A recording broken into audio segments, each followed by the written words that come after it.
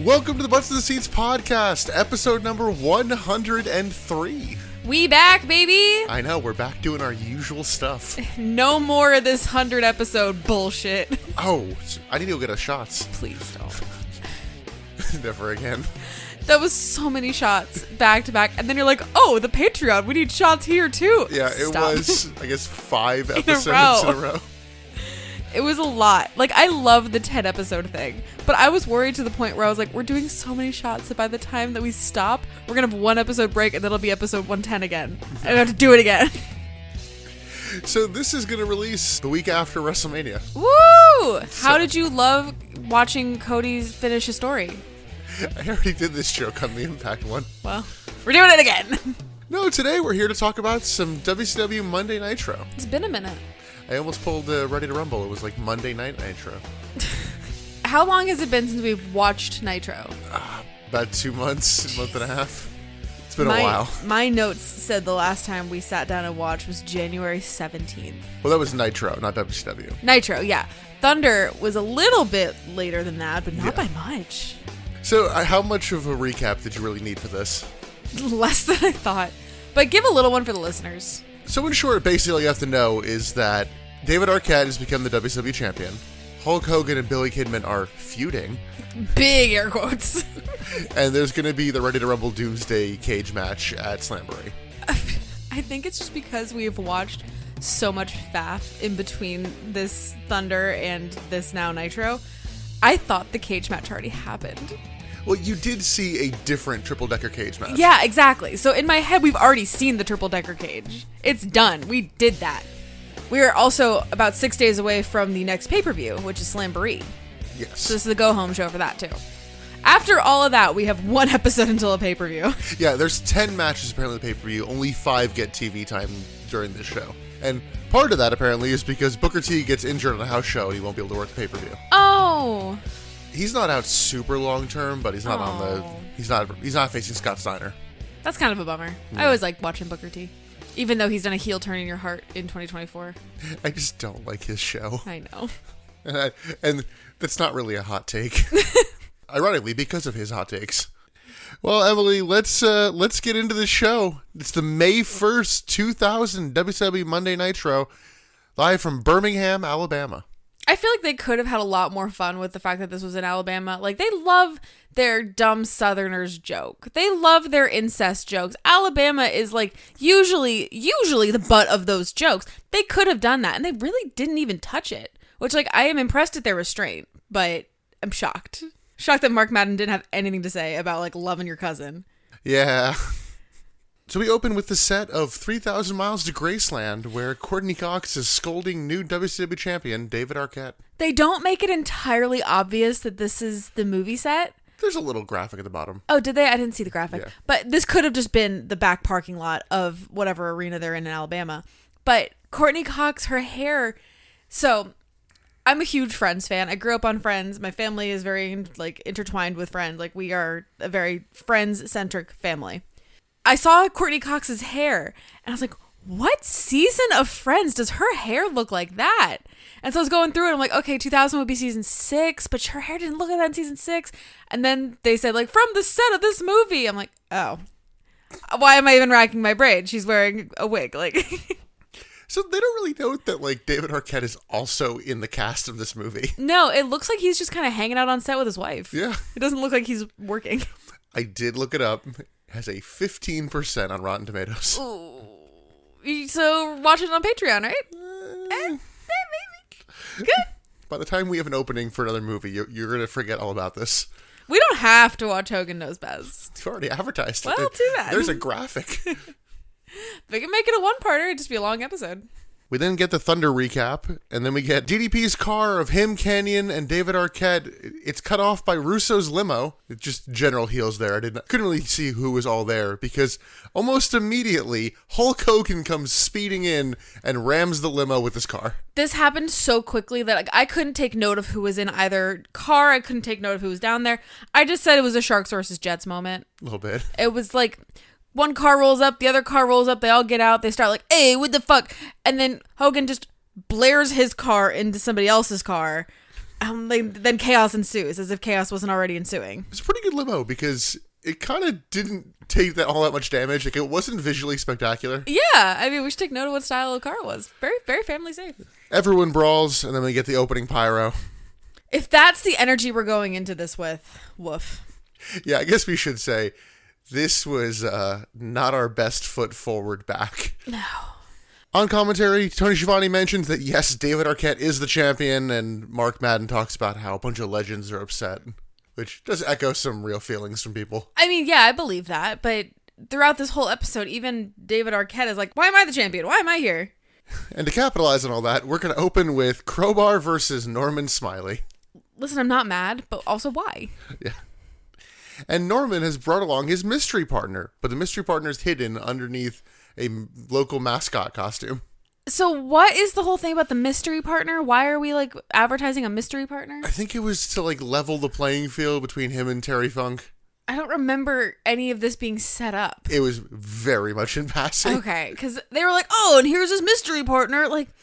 Was this advertised? Were we talking about who Miss Mystery Partner would be? Like, do I completely forget this storyline? Pretty much you did forget. I guess. But it wasn't super present. It was... I read through my notes from the last Nitro and the last Thunder. Yeah, so after losing on the pay-per-view, Norman wanted another shot. And it's like, well, you can't beat him, so you can get a mystery partner. And he goes, I know just the guy. Wow. And I present to you just the guy. Some Alabama NHL mascot. They said hockey, but, like, what team is from Alabama? You're asking me the one sport I don't know. Oh, speaking of things I always have to look up, I didn't tell you about the rating for the show. Oh, yes, please, do tell. Raw did a 7.4. Whoa. Which is, like, the second highest they've ever done. And this Nitro did a 2.5, which is, like, the worst they've done in numerous years. What was going on Raw that made this, like, so good? Well, it was the night after Backlash, which is basically when they did a redo WrestleMania. A redo WrestleMania. Yeah, Rock wins, Austin helps him. I think people thought Austin was going to be, fully coming back. Oh, yeah. But if you see him there, he's not ready to come back. Yeah, man's got a gun on him. They're, like, cracking the beers on the title belt. Choking on Whataburger. Oh, no. And as far as the hockey mascot goes, I'm like, I maybe it's the local thing. I don't know. Yeah, I don't know. It's not an It could NHL be a team. high school. It could be, like, minor league. Yeah. I mean, yeah, because Bret Hart has his, like, Calgary Hitmen jersey comes out in. Who cares? Not really important. Just knows that there's a big mascot head in the ring now. Well, for a second, because Crowbar hits a back kick and then puts the mascot head, like, in between the ropes out of the ring. And now the mystery partner is just stuck there for the next 90% of this match. Yeah, he does not really come into play at all. Which is fine, because I like watching Crowbar and Norman Smiley. Like, they were fun. Crowbar gets scoop slammed on the trash can, and then Crowbar skins the cat and head scissors Norman to the floor. Norman hits a padded chair shot to Crowbar as commentary speculates the mystery partner is the Shockmaster. So, wasn't the Shockmaster a WCW thing? Yes. Are they? So they're just openly and actively making fun of themselves? Oh, yeah, but that's Okay. That's from a good amount of years ago. I know, but I feel like I think of WCW as so proud that they would never make fun of themselves. Like, they immediately gave him a construction worker gimmick, and his whole thing was he trips over and is clumsy. oh, I don't know that. Yeah. That was their response to the Shockmaster in real time. Okay, well, I did not know that. I just think of them as, very proud and, like, never make fun of themselves, never laugh at themselves. So that's why I was kind of looking at you with confusion when this was happening. I was like, they're talking about the Shockmaster? Didn't they just want to, like, pretend that never happened? The two trade weapon shots, and Crowbar hits a diving splash from the apron. Crowbar runs into a chair shot from Norman, but Norman gets low blowed with the kendo stick. Just kind of realizing now, no Daphne, no David here. I know. Which really is a bummer. I mean, I like Crowbar on his own, but Daphne really elevates the matches, even with her screaming. She's fun. Crowbar then does the big wiggle on the mystery partner, so then Norman does the wiggle on both men, and then they hit a double crossbody. What do they call it? A three-way wiggle? I don't know. There was a line or two that I was like, ooh. Yeah, it was a little innuendo-y. The mystery partner finally gets loose, but then a jersey is put over the head of the mascot, despite the fact that the mascot would probably see out of the mouth. Well, okay. The mascot is then hit with a kendo stick. Crowbar counters a super back suplex into a crossbody. Finish the match, the mystery partner is crawling on the ground, accidentally trips Norman into rolling up Crowbar for the win. And I'm like, that's physics, okay. I liked it. Yeah. It was choreographed. I thought that it was like a cool little ending. It was unique. Yeah, we do not see who the mystery partner is. I believe that will be revealed on Slamboree. I'm so curious. But I'm it's also not that someone in curious. good shape. It's not going to be somebody that I like. It's probably not even going to be anybody I fucking know. It's going to be Scott Norton, isn't it? Do you feel seen today, by the way? Because he's looking at me? Yes, yeah. you've still not framed it, but... He's sitting on the chair in front of me, though. Yeah, I'm going to prop him up for you. Oh, my God. So this was a little bit of fun. The mystery partner being a little incompetent, I think, hurt it slightly. Overall, though, it was a fun match. I'm not mad about this. Like, it was enough energy to be like, okay, maybe this show will be all right. I'm going to ask you point blank. Is this your best bit? Why would you ask that so early? Because it's mine. That gives away the whole rest of the show right off the jump. Just to tell you, the show has peaked. This is not my best bit that I've written down. This is 1000% the best match of the show. There is a couple other light points in this, but How many of them are immediately undercut? Most of them. All but one. We got commentary of Tony Schiavone, Scott Hudson, and Mark Madden checking in. Mark Madden is a dick. I did not miss him. I can't keep Scott Hudson's name in my head either. Yeah, admittedly, when I Maybe wrote it's Scott... Scott's. Do I have problems with Scott's? Admittedly, when I did write Scott, I was like, I'm going to remember it's Hudson, right? I saw his face. I was like, I know you. Who the fuck are you? Backstage, David Arquette tries to give his title to DDP as they head towards the ring. We then get Team Russo and Team Package also heading through the arena. It all just happens so quickly. And there's so many cuts to backstage throughout this whole episode, honestly. There's so many cuts to backstage that you think matter, but then they don't. Yeah. But they present them as if they do. Makes taking notes really hard. We then get more of Courtney Cox and David Arquette on the set, which it seemed weird that we just saw him walking backstage and then you cut to this. And they don't say like earlier or a few days ago. There's no little graphic that's like previously. No, it's just all of a sudden we're on this back lot again and Courtney Cox is yelling at David because you're not even a wrestler. And she's like, but I am, Courtney. I won the championship. She's like, that doesn't fucking matter. You're an actor. You're not a wrestler. Kurt Russell comes in. It's time for our nude love scene.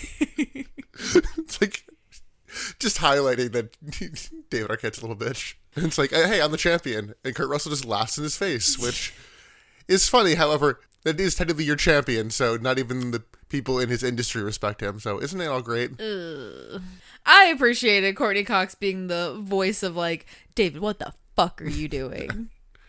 David, stop it. He does go off to hit Kurt Russell with a chair, and that's when we get the "You're not a wrestler." You're not a wrestler. And then get my best fucking bit of the night, apparently. The setup My for worst bit, let's be real. A bunch of segments tonight. My worst. Emily, everything. Who is this man? I only know it because he said his own name like 5 times in one segment. It's Sean Stasiak. He's the perfect one. Apparently, this is happening during the NBA championships or playoffs or something. And he's just found a high school gym and he's throwing free throws and trying to match or beat the free throw record. And it's just him alone in a gymnasium. No, he has some random woman with him. Yeah, but she doesn't say anything. She says no words. He's just cutting promos at her about how great he is while he's throwing balls.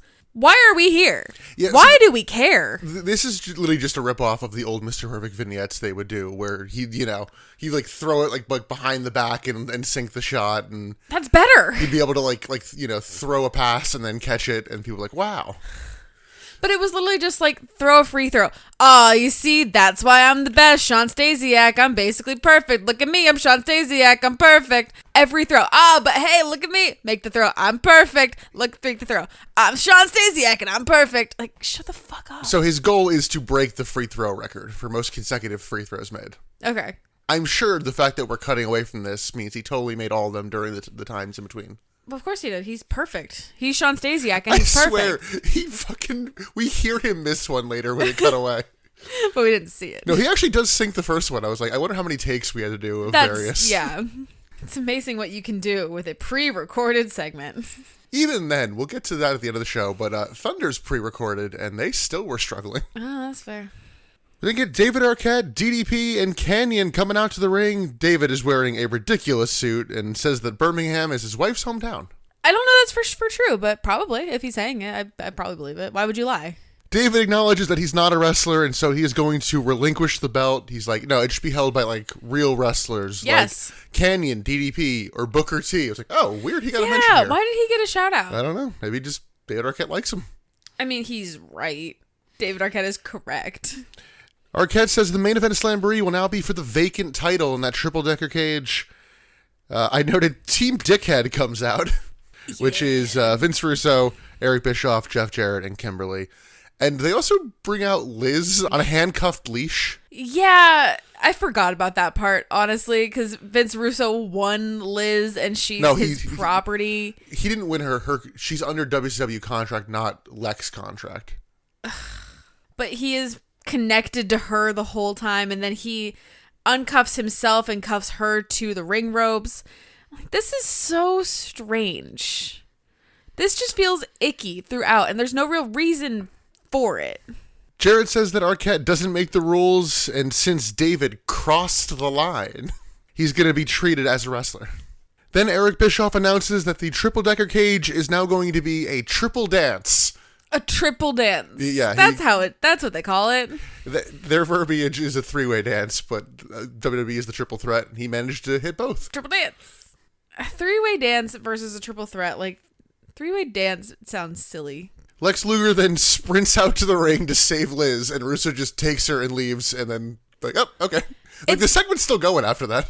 Yeah, Luger runs out. I feel like Russo saw him coming before anybody else did, because he was, like, already in the crowd by the time Luger made it to the ring. Yeah. So, like, so they cut to that run, and they run out, and then they're, like, back in the ring. Jeff Jarrett's like, anyway, here's what's up. Like, why are we doing this? Yeah, because Bischoff then says that Arquette needs a tune-up and books him versus Tank Abbott, which brings out Tank Abbott. I'm like, oh, is this like now?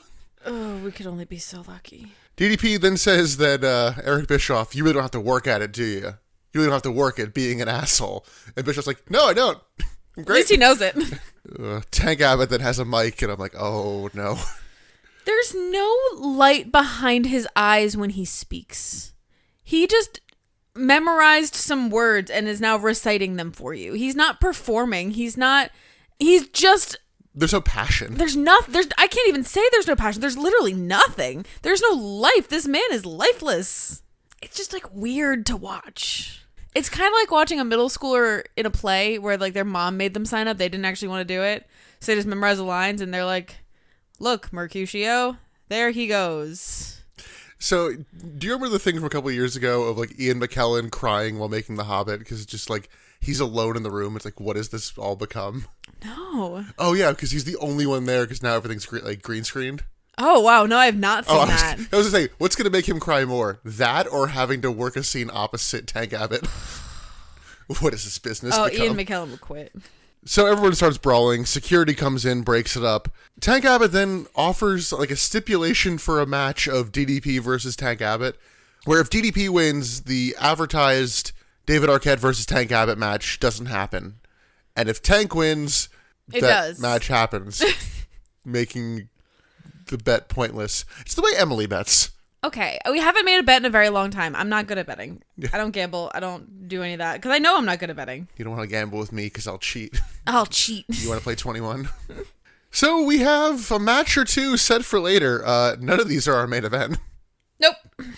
We then get Lex Luger storming through backstage looking for Liz. Elsewhere, Sean Stasiak sinks two more free throws. Of course he does. He's perfect. He's Sean Stasiak. Totally missed the third one. You can like hear it clang off the rim. Because also, a lot of the free throws are not like clean looking. It's like, oh, it's going to bounce a couple times and like... But also, if you're trying to break a record, there has to be somebody there from the like official record keep to keep track of said record and they see that you actually beat it. There's no one else in this gym other than Sean Stasiak and this random girl. Maybe she's the official. Maybe. Maybe. How dare I even consider that maybe she's You think not. just because she's cute, she can't have a job? Backstage, Eric Bischoff scolds Hugh Morris and then books Hugh Morris, Scott Steiner, and Jeff Jarrett in a triple threat match for tonight. And if any of the Misfits in action interfere, they'll be fired. This didn't make any sense to me. I don't get it. Okay, I'm glad you don't get it too, because I thought it was another thing that I forgot So, Well, like, we kind of noted that the Misfits in Action like quietly formed, and they're like, "Oh yeah, you know this group," and I like went back to all the shows, and I'm like, "No." I was really struggling to remember who the Misfits in Action were. Yeah, it's Hugh Morris, Chavo Guerrero, Van Hammer, and Lash LaRue. It's the group of people we saw getting scolded a few weeks ago, where it was them, Booker T, and Jerry Flynn, and Jerry Flynn is now no longer with the company. Jerry Flynn. So, that's all for Jerry Flynn. You want to do a whole... Yeah, let's do a postmortem for him. The fact that Hugh Morris is now getting a big push is weird. The fact that you have Jeff Jarrett in that match is even weirder, because he's wrestling for the world title on Sunday, and is now the third wheel in a match. Yeah. He seems too big for a stupid blow-off match like that. Like, that's a spot for a goon. That's a, hey... The Paisans would be perfect in this. Yeah, or like, it's you in a triple threat match, which is really a handicap match, against like the Harris Boys. Yeah. God, I just advocated for the Harris Boys being on TV. No. So let's go to our second match of the night. It's The Wall Brother versus Horace Hogan Brother. Versus Dead Brother Son Brother. Horace Hogan, Dead Brother Son Brother. This is apparently a tables match, but it takes a little while for them to actually note this. We just saw the table at ringside. Yeah, which kind of figured. The two brawl on the ramp mid-entrance. Horace hits a hanging DDT in the corner and then a Death Valley driver. Commentary finally confirms the tables match as Miss Hancock comes out. Why? She's still scouting. For what? Yeah. For who? We need to establish what Miss Hancock's purpose is. Because right now her purpose is legs. And I don't think that there's anything else. It's legs meets clipboard. I cringed a lot harder than I have in a while watching wrestling with a line from Mark Madden when she comes out. Oh no. Snoochie Boochies, fellas. Pardon? I know that from like Clerks, and even I'm like it's from Jay, who's meant to be kind of lame, and here it's like. Also, it's usually talking about like weed. Snoochies Boochies? Snoochie Boochies. I don't know why he said it here either. I was like, ugh. What? I don't know what you were going for, but I don't think I don't think you got there. Out. Oh, that like breaks my brain. Yeah. What does that mean? So Horace sets up a table in the ring. Kidman comes out to interfere, and Horace eats a big boot, which they're like, that's his uncle's move. I'm like, plenty of people do a fucking big boot. It's a boot. What? Yeah. Chokeslam through the table. The Wall wins. The heels then double team Horace until Hulk Hogan comes out, and they bail, but Mike Awesome comes out. Hogan then manages to fight the three men off until like eventually he's taken down. And this is where we get the bell just nonstop again. It's this guy's back. He's back and better than ever. Hogan powers out of being put through the table again and goes to superplex Awesome through it. But Kidman stops this, and Awesome hits a rough looking at first, but finally gets there. Sunset flip Awesome bomb through the table. Because if he hit it the way that move normally goes, Hogan would have missed the table by about 4 feet. Like they kind of roll through. It's like, no, you have to land and then run him over. This was pretty cool. And then we cut away like before like the sentence is over. Oh, yeah. Hard cut away from Hogan going through the table. To a tombstone. Yeah. But what the fuck was this match? Yeah. Especially the ending. It was so, again, confusing and chaotic, but not in a good way. And I'm like, what's happening way? Like, it hard cuts to the Hogan run in so quickly, and then Mike Awesome is right on his tail, so then it turns into a Hogan Awesome beatdown. So fuck the Wall and Horace Hogan. Like, fuck them. It's about Hogan and Awesome now. Yeah. Well, Horace Hogan only exists here to make you think about Hulk Hogan. But they don't call him Horace Hogan, at least not in the graphic. He's just Horace. So it's almost like they don't want you to think about it. On this show, he might be Horace Bolleas. Oh, that's true. Yeah, what the fuck? And like I said, we hard cut to a shot of a tombstone. Yes. An actual like a tombstone, cemetery not tombstone, like, yeah. Not like someone hitting a move. No, like a cemetery. And of course, we get Nick's favorite, a broody Vampiro promo. Curiosity killed the scorpion. Like, it just... like, no, I'm fear. You're not fear. I am fear. Oh God, maybe for Slamboree, I'll try to like write my own little Vampiro promo. You should try. We then get Vince Russo dragging Liz to the ring. He says he's not hiding from Lex and calls him out and then leaves. What? Why? Why did we do this? Why are we wasting time? Why couldn't this be a backstage cut? We love cutting to backstage. Why don't we cut to backstage and hear him say this? Or, hey, I'm calling you out. Come here. Yeah. Do it now. We didn't get our triple threat match. It's Jeff Jarrett versus Scott Steiner, who is the U.S. champion, by the way, versus Hugh Morris. No, according to Tony Schiavone, this is only humorous. He never calls him Hugh Morris throughout the whole match. It's humorous. It's humorous how little he calls him Hugh Morris. I don't think you're ready for his new name. No, I don't want you to tell me. Don't tell me. It's Don't tell bad. Me. Don't tell me. Don't tell me. Steiner only has 2 ladies with him. Supposedly, it's the same ladies as always. It is. Supposedly. Medeja and something. Like Shakira or something. Maybe. Supposedly the same women as always. Yes, no Tylene Buck. Sure. Steiner grabs an anti-Steiner sign and threatens to fight the crowd if they bring any more signs like this. Yeah, he's just like ripping signs out of people's hands to the point where like some people are like, "Oh, what the fuck? Give me a sign. Give me my sign back." Morris storms the ring and gets double teamed, which really makes it weird that Jeff Jarrett's here. Because the last time Jeff Jarrett and Scott Steiner were in the same ring, there was the whole fucking show long, oh, there's the open challenge for the title. Who's going to accept it? Oh, yeah. And that was like Steiner's return, wasn't it? No, it wasn't his return. They just treated it like a face turn. Oh, face turn. Okay. Yeah, they treat it like, oh, he's leaving the group. You know, he's fine. So we get a belly-to-belly from Steiner. Jarrett tries to steal the win, which Steiner doesn't like. Jarrett then tries for the stroke behind Steiner's back, and Steiner breaks it up. Morris starts to come back, but misses no laughing matter. Steiner locks in the Steiner recliner, but Jeff Jarrett hits a guitar shot on Steiner, and then leaves. Just walks out of the ring. Yeah, he could have got the pin there. Coulda. Didn't. I don't know why. Hugh Morris then crawls over, gets the pin. Misfits in Action come out to help Morris to the back, and this was weird. Yeah. This felt pointless and weird, and I don't get it. That's kind of how we feel about a lot of this show. Like, it's pointless and weird, and I don't get it. Was this meant to be Booker, but he's hurt? I mean, maybe. That would make a little bit more sense, but also not that much. I mean, I kind of wonder, is Hugh Morris going to get Booker's spot considering he pinned Steiner? I don't know. Maybe? I don't know. Nothing in this episode makes sense, and we'll talk about it towards the end, but this episode helps me really understand why WCW died. Yeah, Emily cracked the code. I really did, and we'll talk about it later. Elsewhere, Sting is at the graveyard looking for Vampiro. Oh yeah, this was just said Vampiro's promo was calling out Sting. Yes, it's calling him out to the graveyard. So Sting goes to the graveyard. Why would you go to the graveyard?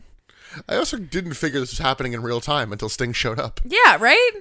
So where is this graveyard? But he also shows up in his gear, which just feels weird to be driving around. But like, where is this graveyard Yeah. if Sting can see Vampiro's promo 3 minutes ago and now be in the cemetery? I mean, both these men appear back in the arena, so it can't be that far. It must be like right down the street around the corner, but it's also nighttime. And it's very dark and like, well, I guess it's nighttime when they show this, so that's fine. But Yeah, Alabama, that'd be East Coast time, so. I'm just thinking of the cutbacks to the set with Courtney Cox, where it's like very obviously bright and sunny. So in my head, it's daytime, but no, it's not. Yeah, I'm trying to figure out where they're saying that set is. Is that meant to be LA, or are they meant to be like, oh, it's called 3,000 Miles to Graceland, so they're in Graceland? I don't know. But technically it should be 3,000 miles from Graceland. Couldn't tell you. I don't know. We'll come back to that later. Backstage, Eric Bischoff fires the Misfits in Action for some reason. They didn't interfere. But fuck you. You're fired anyway. So this happens so that they can all get fun new names. Nick has told me some of them. Does this happen at Slamboree? Probably then or the Nitro after. Oh, God. I mentioned this to Emily because in my brain, Lieutenant Loco is Lash LaRue. You know, the guy has LL. two L L sideburns. Go with the LL branding. Yeah, no. God. Yes, I have not told her Hugh Morris's new name, though. You gotta save it at this point. I gotta wait. By the way, they do appear on Thunder. Do they? Yep, they're in the Battle Royal on Thunder. So they're not fired? Or do they just really not think anybody's watching Thunder? Like, fuck it. We'll talk about that Battle Royal at the end of the show because that is a clusterfuck of television. Oh, God. This episode's not a clusterfuck of television? How many times at this point, we are not even that far into this show. We are, 3 matches in? How many times would you have already switched off? I forget what point it was where we paused until we were only halfway through. We're like, fuck. Not quite. But I can't blame anybody who was watching Raw. If this is what the other show was doing, like, yeah, watch Raw. You know, the funny thing is, at this point, Raw might not even be on. This is them going unopposed. Yikes. In a locker room, Russo and Liz bicker. We then get Sting at the graveyard, and Vampiro keeps following him. By the way, all these have been in black and white. Yes. But yeah, like, Vampiro will start following him, and then disappear. He's and like then follow stalking him. But like, Sting doesn't like turn around to be like, oh, where'd he go? It's just like, we as the audience, like, okay, cool, you've cut to Sting, and now Vampiro's just lost him? Behind like, him? I don't know. Yeah, they're both just like meandering through this graveyard. Vampiro lures Sting somewhere. He hits him with a shovel repeatedly. And then Beats him down with a shovel. Yeah. Woof. Goes over towards an open grave where there's a tombstone nearby. Vampiro sells how heavy this is. And Oh, he was doing his best mime impression to make this look heavy. Because Nick was like, those look like paper. I'm like, no, they look like real tombstones. And then when he went to pick it up, it's like, oh, that's not a real tombstone. They wouldn't do that. yeah. Sting gets hit. The tombstone crumbles into just like sand. Yeah, like obliterates it. And Sting falls into the grave. R.I.P., I guess. Well, that's what commenters He's say. dead. Like, well, yeah, he's dead. He died. Long live Sting. Vampiro then pushes a wheelbarrow into the grave, apparently. That would kill him. But we see Sting's hand peek up out of the grave at the end. But was like because little it's all fingers. grainy black and white, it was really hard to see. Yeah, I wasn't totally sure of what I was looking at until the commentary was like, is that Sting's hand? He's alive! It's like, yeah, I would assume so. Yeah, you didn't actually I would murder hope a man so. on television. I thought this was pretty lame. I didn't think this was as cool as they wanted it to be. Yeah, my note is the OG Boneyard match did not hit as hard. I know we get an actual like cemetery match. I forget what they call it, but Not a Boneyard match? I don't think so. Wow. Yeah, this has potential to be cool because we've seen it be cool. This sucked. What happened to Vampiro? We loved Vampiro. I loved Vampiro. He started talking. What happened? He started talking is what happened. It's like he left the Cruiserweight division, he stopped having matches with Billy Kidman, and now he wasn't sucks. never really in the Cruiserweight division. He's always bigger than that. He was fighting Billy Kidman, though. Yeah, but that's not necessarily the Cruiserweight division. Well, I think of Billy as a Cruiserweight. He is, but just because you're fighting somebody as a Cruiserweight doesn't mean the Cruiserweight division. I don't know. If they do Big Show versus Rey Mysterio, Big Show's not in the Cruiserweight division. He was fighting guys his size. Yeah. So I would think of him as in that Cruiserweight division. I mean, at the end of the day, he is in a feud with Sting, so he's getting a bit of a push. But I guess. But at what cost? Then get Ric Flair, hype it up, Lex warming up, which shortly after, Mark Madden's like, oh, that was a great interview. Ric Flair wooing as... I actually really liked this quote from Mark Madden. I wrote it down. I thought it was funny. Yeah, point out how your show is repetitive and stale. That's a great tactic, Mark. Fuck it. We're past that at this point. I thought it was a funny line. Well, let's go to our next match. Emily's so lucky she gets 2 Tank Abbott matches in this show. I'm thrilled. And this one is just great. It's DDP versus Tank Abbott. And when they get in the ring, holy shit, DDP looks so much bigger than Tank Abbott. DDP is like your height, right? He's like 6'4"? Yeah, he's a big dude, but I don't know why this is the moment that I think because they're meant to be like Tank Abbott is meant to be this big threat. Maybe, yeah. He just looks so small. But I look at DDP and I'm like, holy fuck, what a big guy. And then he's your height, but I don't look at you and be like, holy fuck, what a big guy. I just see you as you. I don't know. There's something about DDP being that tall, or I'm like, whoa. You know what it is? He has better posture with all the yoga. Probably. You can do yoga. Tank hit strikes and almost knocks out DDP, but DDP manages to get up. Paige gets worked over as Canyon and Arquette get locked in their dressing room. I didn't see if we could actually see somebody close the door. They're like, Russo! And just door suddenly closes. Yep, no. This match cuts to backstage like 4 or 5 times. I can't understand why. It's constant. The one later made you angrier, though. Oh, yeah. And I'll bitch about it again here. DDP fights Tank off with a trash can. We think Jeff Jarrett disguised as a fan, hits DDP with a bottle, and after a Tank punch, DDP is knocked out and loses. Jeff Jarrett coming through the audience, I could not tell it was Jeff Jarrett at first. Remember, not until, remember that. Remember that. It took until he took off the disguise for me to be like, oh, fuck, it's Jeff Jarrett. It looked like Buff for a second. A little bit, yeah, with the sunglasses. Yeah. So Eric Bischoff celebrates backstage. David Arquette panics, and then it is confirmed later tonight we will have David Arquette versus Tank Abbott. How excited are you for that match? I thought it was the main event. Should be. Should have been. Kind of weird it's not for the title. It is kind of strange it's not for the title. But it also should have been the main event. Because what is the main event should not be the main event on any show. It's no. We didn't get DDP being stretchered out. Like, he got, like, knocked out. Like, Knocked out by a sugar glass. Like, let's be real. well, We've seen significantly technically worse. it was the punch. Oh, he's still, okay. He's still on, like, one knee there. So he's dazed, but... We've seen significantly worse handled significantly less. Yeah. Like, we end matches with Hogan and Flair passed out in pools of their own blood and they don't get stretchered out. Yeah, but DDP gets knocked to his knees and ER. Yeah, but that's TNA, so. No, I'm thinking WCW too. Oh, I know, but that may have also just happened on the TNA Impact episode we just reviewed. Available now over on our Patreon. Yeah, guess what? It's a lot like Nitro. Sure is. If you're liking this, what if you watch it 10 years from now? But at least there's X Division matches. True, we have that.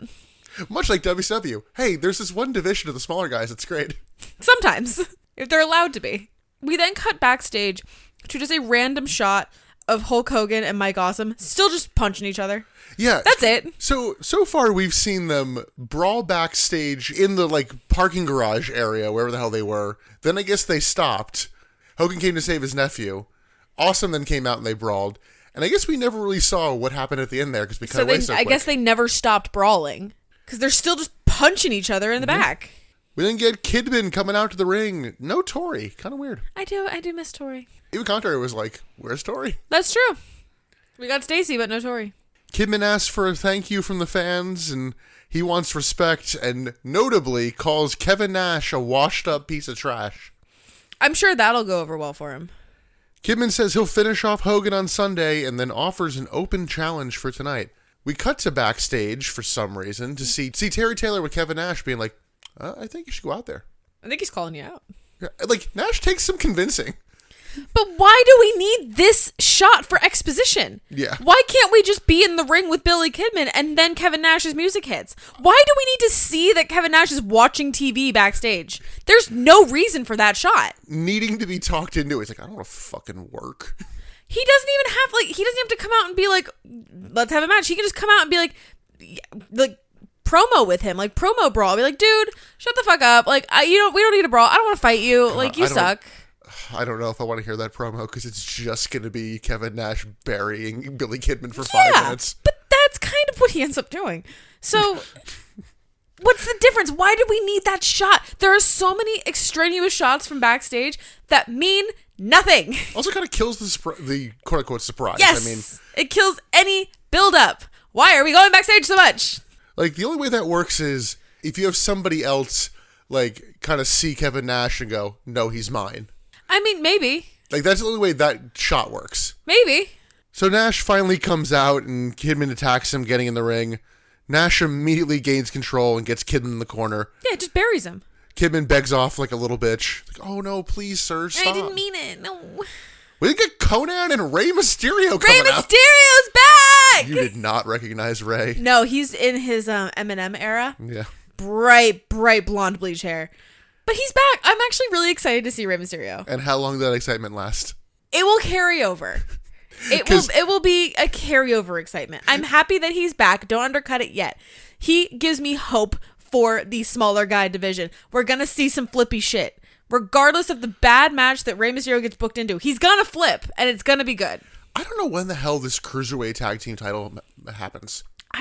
Now that he's back, that opens the door for there to be another Kidman Mysterio match, and I love those. So there's a chance that there's a seed of good. Emily, for what it's worth, I think these two team until the end of Nitro. And they can be tag matches. I don't know. And by the way, yeah, Conan is back for what it's worth. I wasn't as excited to see Conan. Yeah, he's been gone for a while. He has been gone for a while. We haven't talked about his theme in a very long time. So they come out to attack Nash, and Nash just fights off all three men. Yeah, again, just... Not even fucking trying. Rey and Conan, they don't add anything to the fight. They don't have any moment of power. They have no moment of offense. You're just another little bug for him to squish. Yeah, this was pretty bad because I'm like, okay, it's 3-on-1. You can at least give them a little something. Nope. Something. A little, like, take a punch, like, whoa, that sucked. And then go. Like, anything. So Nash goes for a jackknife, but Conan, like, kind of slides in the ring. So Nash is like, well, I guess not. Kidman escapes to ringside. Nash goes to chase Ray and Conan as they run away. It should be noted that both Ray and Nash are coming off, like, leg injuries. So having them run after each other, not the best idea. No.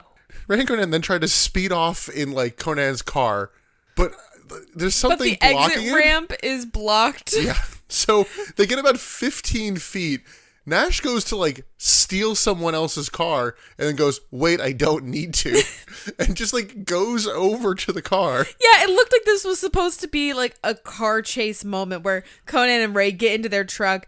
Nash has chased after it for a minute, then grabs another car and chases them out in the car. But because there is this other thing blocking the ramp, it kind of turns into the sold out entrance where they're walking alongside trucks, everything just going the same speed as walking.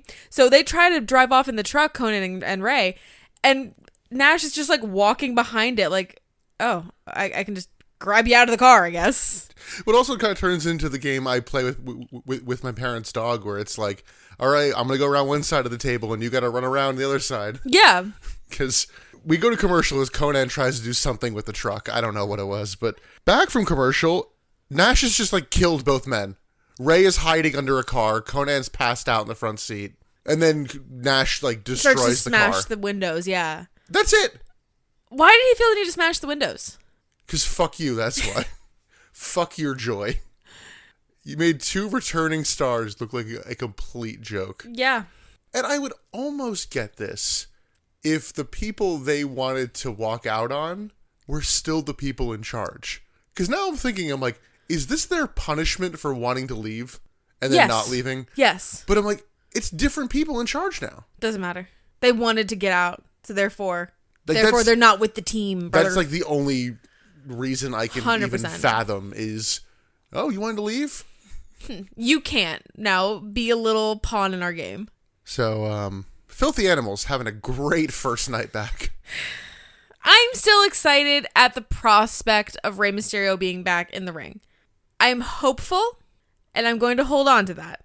I think part of the problem is, look, I know Rey is probably going to do great stuff again. I just know that's not going to happen until he plummets down the card. If he's in the ring with the Kevin Nashes and Hulk Hogan's of the world, that's true. He is not going to be doing well. That's true. Wow, that got sad. I got really sad. Let's go to our next match. Totally a match. It's Vince Russo with Liz versus the Total Package. Fuck this. So Honestly, Russo comes out with a mic and is like, hey, Flair, you know the stipulation where if I interfere, you get me for 5 minutes? I'm going to interfere because I'm not afraid of the 5 minutes. Cool, why even... So why is the stipulation in place? Yeah. So why did we even do that? Yeah, I mean, to be fair, that's not on him. It's on the writers. Nicholas. Sorry, I'm just so used to Kevin Nash using that excuse. We're like, no, I wasn't booking that. It's not me. I'm going to walk out of this podcast. So, additionally, Russo says that if Lex wins tonight, he gets the keys to Liz. I'm like, what? Yeah, what? I guess to the cuffs. Yeah, to the cuffs. But the way he said it was so icky. Russo then tells Liz, okay, Liz, do me. What? Right here, right now, do me. She says, I know you're from New York, but even you can understand my Kentucky, like, kiss my ass. Kiss my Kentucky ass. So Lex and totally Flair... makes sense, but, you know, whatever. Go off, Liz. Lex and Flair come out. Flair's immediately attacked by Shane Douglas and Buff Bagwell. Luger is then attacked by about 12 security guards. Luger gets maced and then handcuffed. Buff comes in, they low blow Luger and beat him down. Liz goes to help Lex, and Russo, for some reason, gives her the baseball bat and is like, finish him. Why did Russo call Lex down for a match if he was going to sick 20 indie wrestler guys from Alabama on him? Oh, we're not even done with all them, too. I was so confused. When I saw them coming down, like, obviously they're going to attack Flair. Sure. But when they got to the ring and there were so many security guys, I was so confused because, like, I thought this was a match that Russo wanted. I thought he was like, I'm no chicken shit. I'll do the match. I'll fight you. What? Then why? You're not making yourself look strong. You're writing this shit. I just don't get, like, hey, this woman visibly hates you. Better keep her attached to my wrist. Well, give her the bat and finish Lex. Like, my one thing is, does he think he's writing his big Return of the Jedi moment? What do you mean? Where Vader throws the Emperor into the reactor. Does he think, oh yeah, this is the same thing? Where Liz gets her big moment, and because she hits Russo with the bat. I mean, maybe. He might think he's that clever. Yeah. He might. Yeah, so she hits Russo. It doesn't work. she like jogs off so casually. Yeah, she's just like going for a light jog. And Emily, who's here to save this segment? I never thought I would say this. But thank God, Chronic is here. To be fair, that wears off almost immediately. But like they ran out, I was like, oh my God, my heroes. Chronic. They casually beat down security, like really lamely, like, oh no. Then we get fake cops running out. God. And like they're waiting for their cue because Chronic is supposed to hit their finisher on this one guy. So these security guards and like police officers, whatever, they're very obviously independent young wrestlers from some faction in Alabama. They don't quite get wrestling yet. They know how to do the moves and they understand that they are there for a reason, but they are so focused on waiting for their cue that they're not like playing with each other in the in-between. There's no like transition from move to set piece to what. I'm going to defend them. Why? Because it's just a bunch of people who are like, okay, don't screw up this national television show. All right, you're going to go out there and stop them. Go. I mean, sure. Yeah, the pros are going to get their shit in, brother. Like, no, sure. I'm just saying that like there's very obviously a cue for a security guard to punch a guy. But before and after that, he's just standing there doing nothing. He's not even like pretending to mimic around like, oh, what the fuck are these guys? Well, bam, what are these fucking guys? Like, no, it's just stand, punch, done. Yeah, like I said, they're waiting for Chronic to finish their move. But it would have added more to the moment. It would have made Chronic look better if these guys looked like they were doing something on the interim. Well, it's like theater. If the ensemble is just standing and staring at the main character, it doesn't add to the ambiance of the scene. It doesn't build the culture of whatever world they're trying to build. You're giving this way more credit. I'm mad about it. So it took so much away that, I'm taking this more seriously than I need to. They mace Chronic, and that's the end of the segment. Holy crap, what a clusterfuck this whole thing was. I'm just getting so viscerally angry about all of the interworking pieces. This is actually the moment where I made my realization of what killed WCW. Do you want to talk about it now, or do you want to talk about the end of the episode? End of the episode. Okay. Like I said, I think the Battle Royal adds to that a lot. I'm mad. Now I'm heated. This is how it was when we were watching, too. I was just getting viscerally angry. My notes are scarce from here on out. I'm just mad. Backstage, David Arquette and Kanyon panic about the Tank Abbott match. I'm like, just leave. You could just go home. Like, they needed to say, if you don't do this match, we're going to fire Kanyon. There needed to be consequences, yeah. Yeah, it just like, hey, you're in the triple threat match. Okay, what if I don't show up? Like, it's kind of like when you quit a job and people are like, you have to give two weeks notice. And you're like, what if I don't? And? So, Emily, we were a little wrong about something earlier. Oh. This is where Kevin Nash is still burying Conan and destroying his car. I forgot. Oh, yeah. We come back to this 10 minutes later, and he's still just fucking... Oh, my God. Then we get Chronic and Luger getting arrested. I don't know where the fuck Flair went in all this. Home. My next note in all caps. Oh, Christ, it's Vampiro with a mic. The hunter has become the hunted. I am the darkness. He then speeds through a bunch of lines he has memorized. This was like...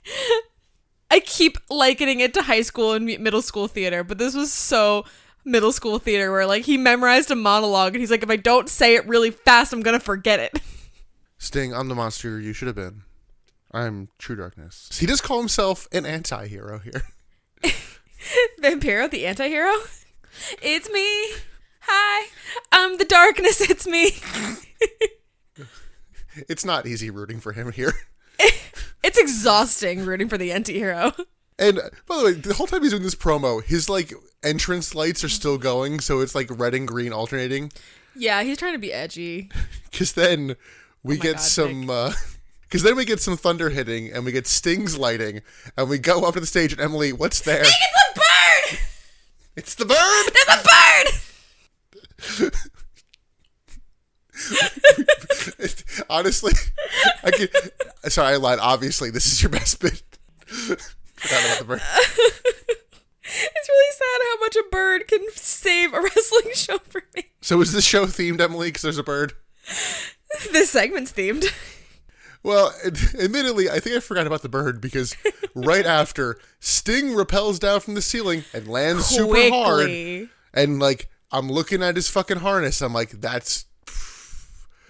I don't know, man. That doesn't look super safe. Why do we keep doing this? And your fucking pay-per-view on Sunday is in the arena where Owen Hart died, so I'm really hoping you don't have Sting fucking rappel down. I know the other bad thing you do there, but we'll get there. Oh, God. Oh, God. Oh, God. But yeah, very quick release. Sting attacks Vampiro with a bat and just kind of buries him, too. Just leaves him laying. He deserves it, though. Like, repeatedly. He does deserve it. The thunder hits again as Sting leaves. Sting is no longer covered in blood for any segments. No. Yeah, he finally took a bath. Yeah. Thank God. Oh, I hope he took a shower and a bath. Oh, that would be a bad bath. Commentary said something along the lines of, like, he was in that blood for days. He didn't bathe. So I was like, oh, a bath. I don't know what the stipulation for this match is going to be on Sunday, but it feels like it's going to be something. It's not going to be good, but we're going to watch it. We then see Tank Abbott and David Arquette heading towards the ring for their match. I don't want to watch this. Well, hey, don't worry. Before that, we go back to Sean Stasiak. Good! Thank God! I was worried about his stupid ball record. He hits 3 more free throws and we cut away. This is the part during watching while I was also screaming, so this is still very fresh in my mind. Speaking of women screaming, Russo barges into the women's locker room. Oh my God, yeah, this was terrifying. Liz tells him off, and I'm like, he just kind of takes it. And I'm like, oh. She doesn't really tell him off. He barges in, a couple other women scream, she turns around, and, like, she's going to say something, and then she just slaps him. She just say a little something. She says a little something, but not quite to the effect of, like, telling him off. She just, like, hits him, and that's effective. It gets the point across. Let's go to our second last match. It's Tank Abbott versus David Arquette. Can we not? And immediately, Canyon is sent to the back. Arquette hangs onto the back of Abbott, but is thrown off.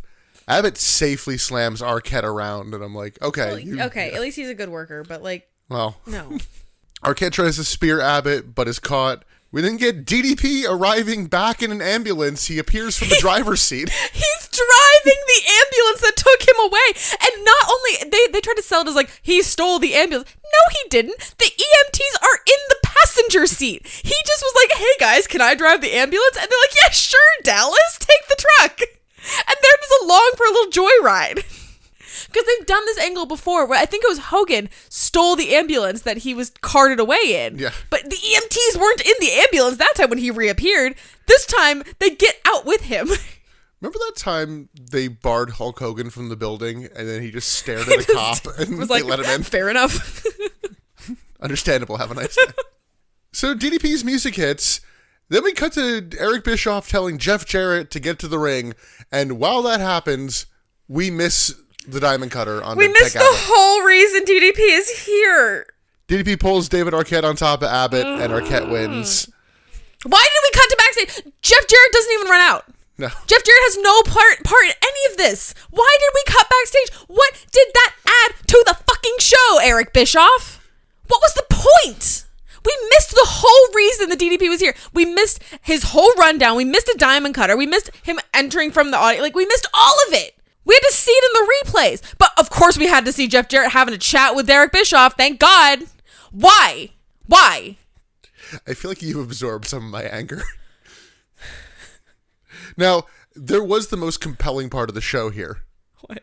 It was DDP trying to carry out David Arquette in his shoulders from the ring because he like steps over the top rope. He's doing like a fireman carry. Walk down the stairs. I'm like, he's gonna fucking drop him. He doesn't quite make the stairs. He kind of like steps the, off the stairs. Got like bumps, so they're a little off too. But he like chose to fireman's carry David out of the ring, and it just like, bud, why? I guess you look cool, but you almost fucked yourself up. Yeah, this was... I don't know why this had to happen. Do you know who hated this? Me! You know who else hated this? Who? One Mr. Bill Goldberg. More like Ghostberg. Because his point, and I see his point, you're setting up this guy you keep, it's not going great, but you keep having trying to look like a killer for me to return against him, and you have him fucking lose to David Arquette. Yep. Correct. Yeah, so he's a little pissed about that. Yeah, if I was Goldberg, I wouldn't return. Like, what's there to return to? The mortal realm, because he's a ghost. More like Ghostberg. Like, ah! So we do see why Jeff Jarrett didn't interfere, which, I mean, he didn't interfere because it happened literally while he was being told to go do something. Yeah, it didn't matter. But because Scott Steiner was beating him up. We then go back for the final time to Sean Stasiak. He's like, cool, I'm one free throw away from the record. I'm so perfect.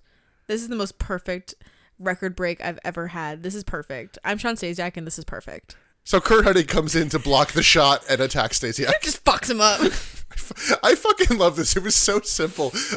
I want to think Kurt Hennig got there an hour ago and went, no, I'll wait. I'm going to wait for my moment. I'm going to wait till he's one away. We both popped so hard when that happened. We're like, oh! Because, I mean, in reality, what other way was that going to go? It was so beautiful, though. Kurt Hennig was not even mentioned on the rest of the show. You didn't know that he was part of the show. It was beautiful. Yeah, because it's also shot so well because he just appears like from out of nowhere. Out of nowhere. It was amazing. Yeah, leave Stasiak lying, and I enjoyed that. 10 out of 10. I don't know that the setup was worth it, but I liked the execution. Yes. The execution was worth it. Oh, speaking of executions. It's time to TCB. Take care of Bolleas. Yeah, it's time for the main event. Why is this the main event? It is Hulk Hogan versus Mike Awesome. No, it's not. This is Terry Bolleas, brother. Oh, I don't know about that. Check his cock. Whip it out. Yeah, despite them brawling the whole night, they get entrances. They've been brawling nonstop since the beginning, but now they're gonna stop so they can have their moment to walk down the ramp. Why? So a bit of her, I guess, I don't know, anti-kayfabe here. Hulk Hogan has his FUNB shirt on. Yeah. And now has TCB, which is apparently stands for Taking Care of Bolleas. This match is doing that. Him and Mike Awesome are like tangentially related. Oh? Yeah, it just through like weird cousins or something. So wrestling is all just one big family, isn't it? yeah, it's weird. We're all just a family here. We're like a family. Yeah, so this is apparently not Hulk Hogan. This is Terry Bollea. This isn't CM Punk talking to Triple H. This is Phil Brooks talking to Paul Levesque. That was more effective than this. That was still kind of lame. It was kind of lame, but it was more effective than this. So Awesome is back to having the Revolution theme song. Remember that. Okay. Awesome runs to the ring and gets low blowed right in front of the ref. They messily brawl and Hogan is kicked up the ramp and they brawl as Hogan carefully goes down on bumps. Carefully. Diving clothesline from Awesome and then a chair shot to Awesome. DQ? No. Hogan whips Awesome with the weightlifting belt and then chokes him with it. DQ? Awesome then hits buckle shots with the belt to the head and then chokes Hogan. DQ? Commentary even notes they're not calling for DQ. It's no DQ. They're not calling the DQs. Yeah. They're not enforcing the count out. They're not enforcing DQs. Like, okay. I guess that's one way to get around it. Back suplex and then a choke on the floor. My next note is I've lost the will. Yeah. I lost the will a long time ago, babe. Chair shots to Hogan. Vaulting splash from Awesome back in the ring. And Hogan then, he doesn't Hulk up. He just, jumps up and lunges at Mike Awesome like he's fucking Gollum. I didn't get that, but yeah, sure. He mounts Awesome, chokes him a little bit. That sounded sexy. That did a little, kinky. Big boot to Awesome. Kidman comes in and can't even sneak attack Hogan properly. It's like he's a chair and Hogan's like, nope, mine. Hogan gets distracted by Awesome and Kidman hits a diving chair shot from the top rope to the floor as Eric Bischoff distracts the ref. Don't know why you needed to. They weren't calling for DQs. Yeah, it doesn't really matter, does it? Hogan blades for the pin and Awesome wins. Why? Awesome does have a different theme here when he wins. It's not the same song. And I'm like, It's not the Revolution theme. Figure your shit out, guys.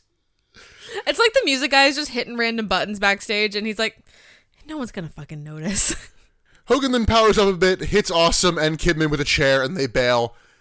We then get someone in a Sting mask getting into the ring, gets in the ring, stands there for a minute, gets to like stare down Hogan for a sec, and then security and the ref are like, "Hey, get this fucker out of here." Yeah, it's just a straight up fan. It's a straight. It's a run-in. I think because there was so much random bullshit that the security was like, "Is this part of the show? Oh fuck, it's not." Yeah, seriously, because there were so many stupid run-ins with Jeff Jarrett. Like I said, did not look like Jeff Jarrett. That could have been anybody. Yeah.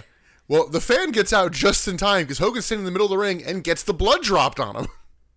Why are we doing the blood drop? Because it's the New Blood brother. I get that it's the New Blood brother, but this is not. New Blood come out to beat him down to end the show. I feel like you don't need the beat down. I feel like you can just have him laying in the blood. Yeah. Yeah. Unfortunately, they did not put him in a harness and have him spin endlessly. No, I'm sorry, I didn't get the Sting treatment. What the fuck? Honestly, this is pretty standard Hogan fare for around this time. Oh God, why did this have to be the main event? I don't know. This shouldn't have been the main event. The blood. I guess. We yeah. need the same thing with the first blood match. Yeah, no, you're right. It has to be the last match because of the blood drop. I'm now going to just associate any match that's weirdly the main event. I'm like, oh, blood. Oh, man. This was an abysmal Nitro. This was hard to get through. This was one of the worst Nitros we've watched. Probably. Welcome back. Yeah, welcome back. So glad to be here. I thought maybe watching a bunch of shows that were, notably some of the worst pay-per-views of all time might make Nitro a little bit better to watch. It doesn't. There was a point while we were watching this where Nick looked to me and was like, ECW is technically the second best show right now. What if we just pivot? Like, we can't do that now. We are far too deep. We actually have an ECW pay-per-view episode coming up somewhat soon. Somewhat soon, yeah. I want to talk about Thunder for a second before we fully finish up on this show. Okay. Because I skimmed through some of it.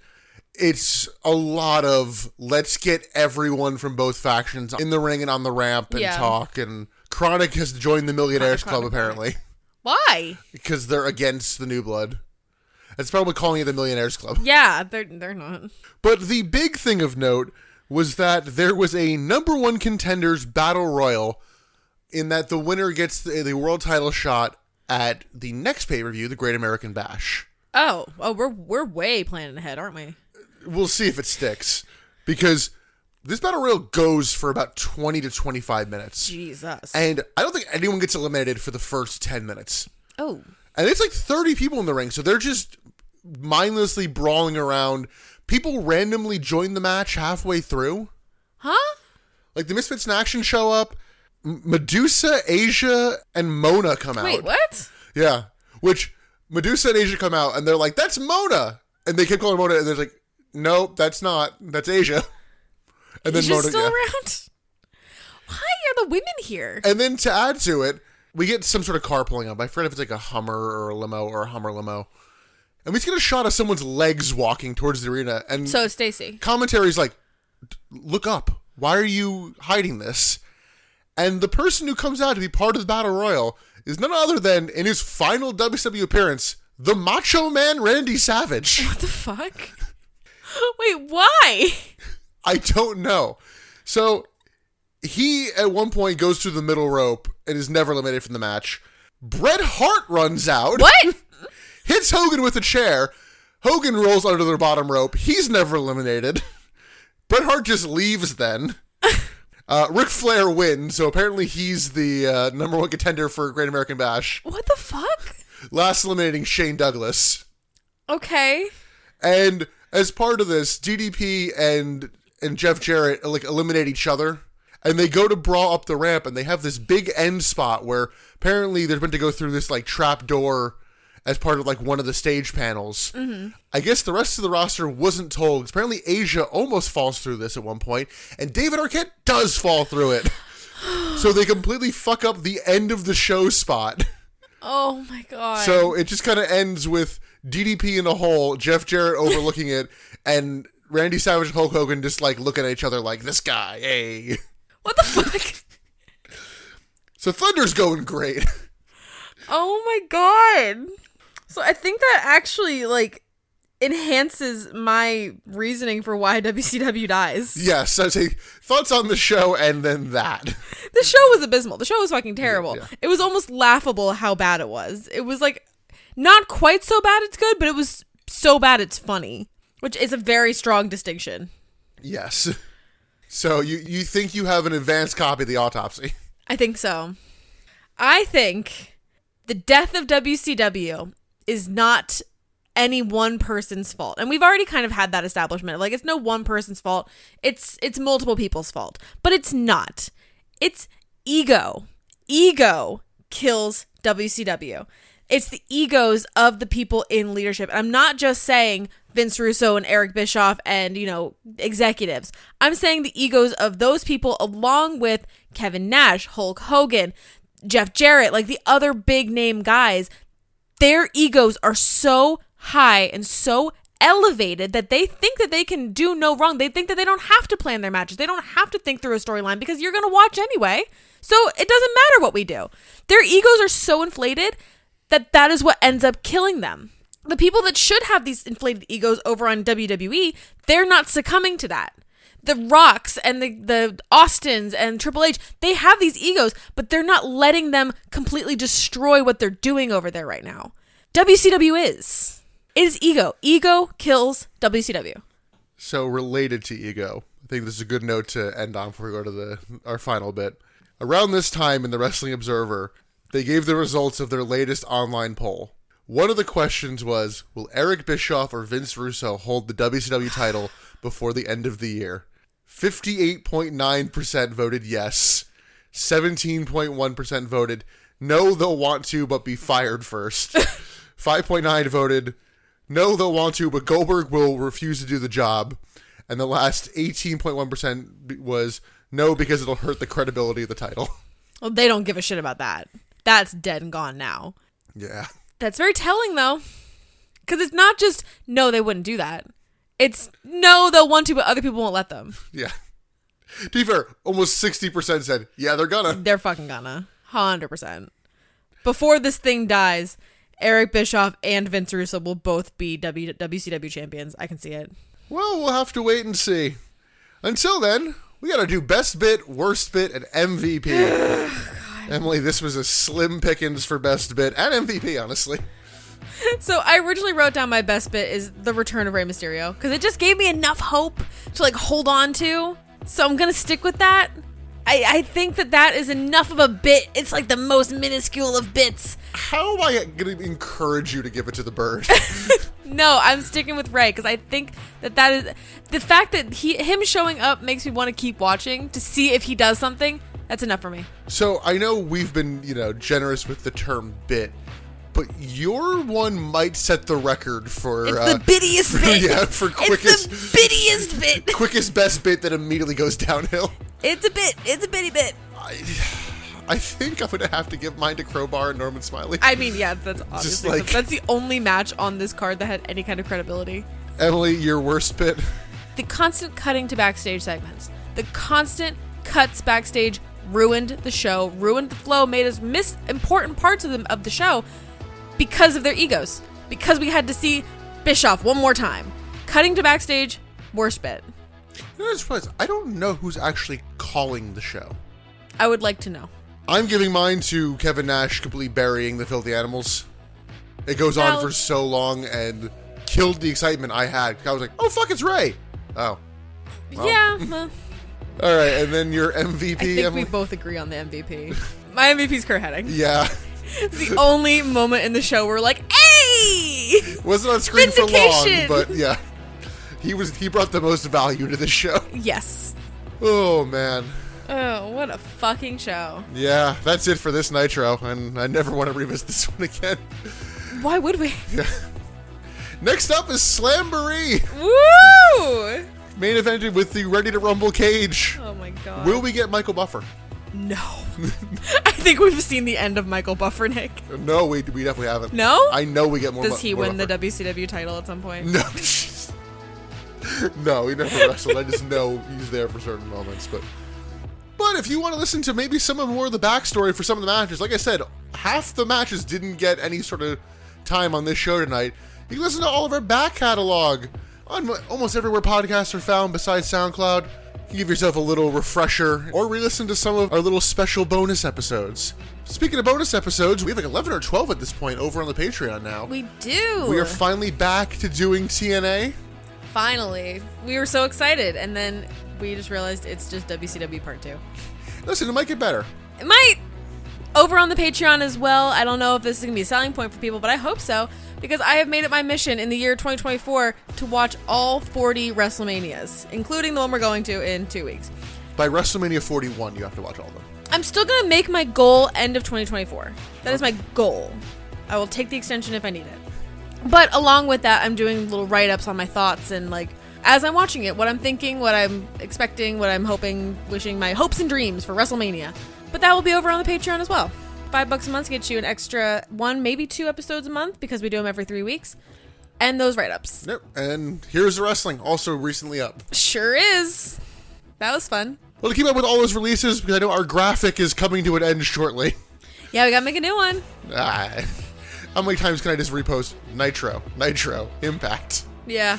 Well, you can follow us on Twitter, Instagram, and Threads at Butts in the Pod, Facebook, the Butts and Seats Podcast.